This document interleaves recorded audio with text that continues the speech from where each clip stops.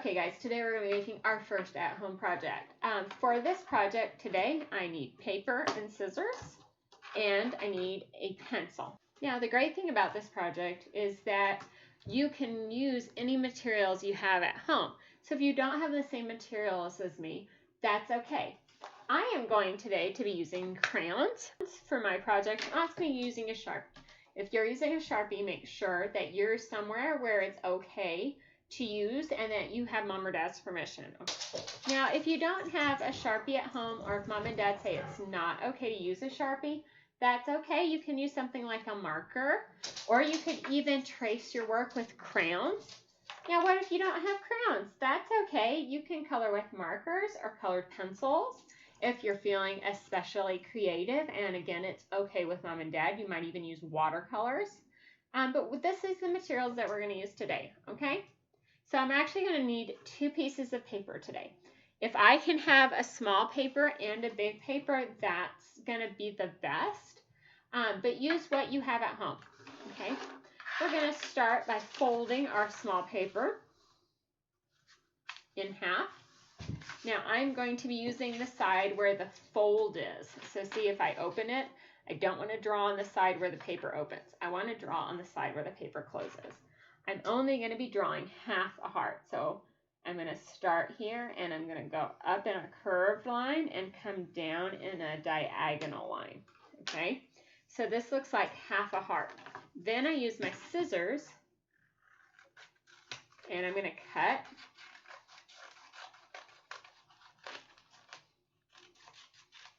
Now when I open it, I have a heart.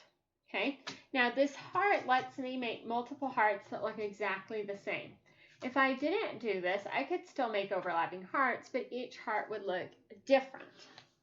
Okay, so now that I have my heart shape, I'm going to get my bigger paper. And again, if you don't have big paper, that's okay. You can do it on any size paper that you have. Okay, but maybe you'd want a smaller heart if you had small paper. Now, when I draw this, notice that my heart does not always have to fit on my paper, okay? So I'm tracing my heart, and the great thing about using a pencil to trace is that if I make a big mistake, I can erase it, okay? I'm going to continue to trace my hearts and have them overlap.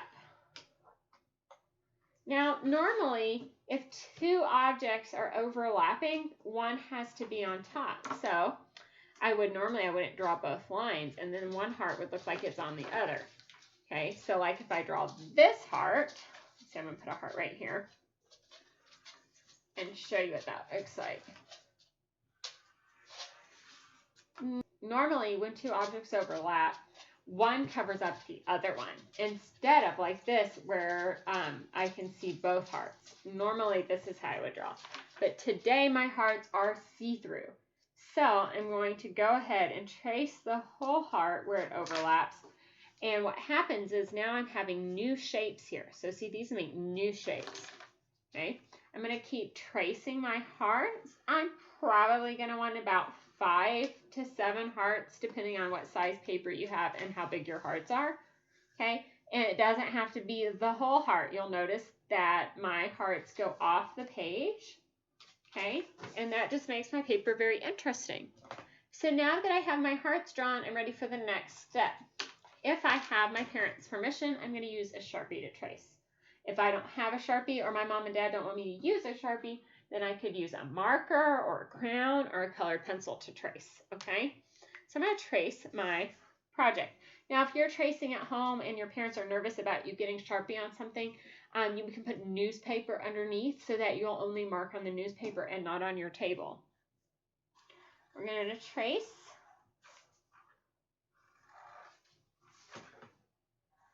And if you're using markers or Sharpies to trace, that's really good because you can actually erase your pencil marks when you're done. Okay, so if you're at home and you are tracing with a marker or a Sharpie, you can be a little bit faster at this step because you know you can come and erase your pencil lines. But if you're with a crayon or a colored pencil, you're going to have to be really careful because you won't be able to erase your pencil lines. Okay. Now, if you have a big eraser at home, that works best. But if you don't have a big eraser, you can just use a pencil eraser and just find where you need to erase. If you have a big eraser, you can just take that eraser and just erase the whole paper, and it goes so fast. But if you're using a small pencil eraser like this, you want to save your eraser. So just find the spots you have to erase instead of erasing the whole paper really fast. Okay? Also, think about this. If you're using printer paper at home instead of the art paper that we have at class, this paper tears more easily, so you're going to have to be careful when you're erasing, okay? Because it's not going to be as strong as the paper at home if you're using printer paper. All right, so now I have my crayons, okay? So I'm going to pick one color for all of the spaces where the hearts overlap. So I'm going to choose purple. And I am coloring purple in because that's the color I chose. You can choose any color that you want.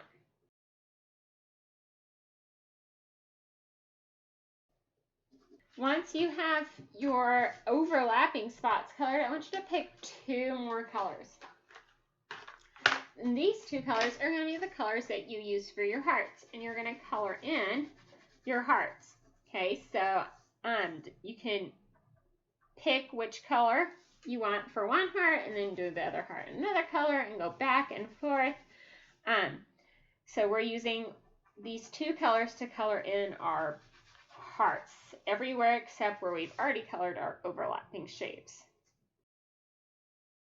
Now, what are some tips we have for coloring neatly? One thing that helps us color neatly is to go around all of the edges of our shape first so we don't accidentally color outside of our lines, okay?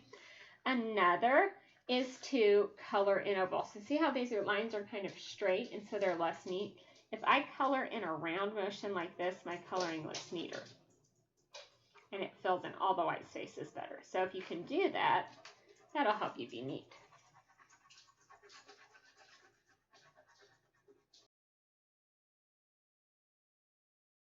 Okay, so we've colored in some of our hearts with our first color, so I'm going to switch to my second color now. And I'm going to color in that color. And again, if I go around the edges of my heart first, that will help me stay in my lines when I'm coloring.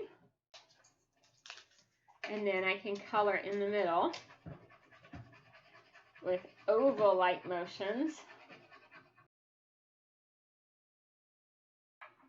Now, just keep in mind, the neater you color, the better it will look. But we also want to make sure we're having fun.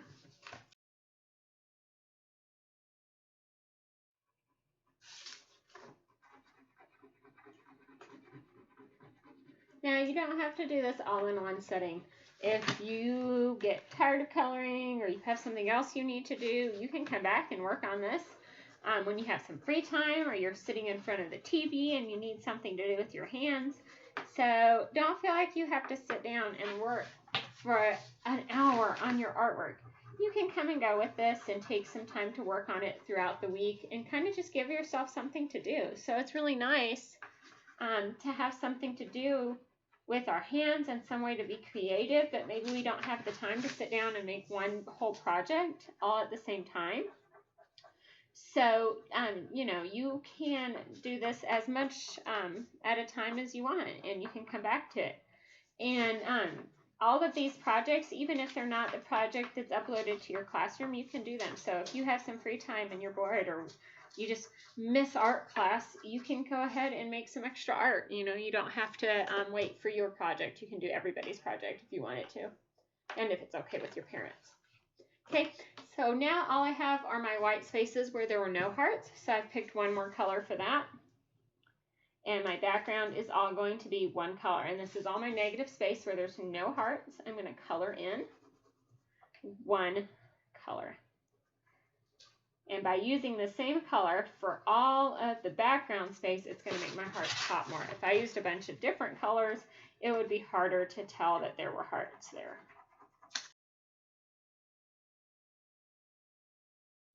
All right, there we go. there's our project. I'll have a PowerPoint as well, so if you need the step-by-steps. And if you want to upload your picture and share it with us on Google Classroom, that would be so cool. Thanks, guys. Miss you, and I hope I see you soon.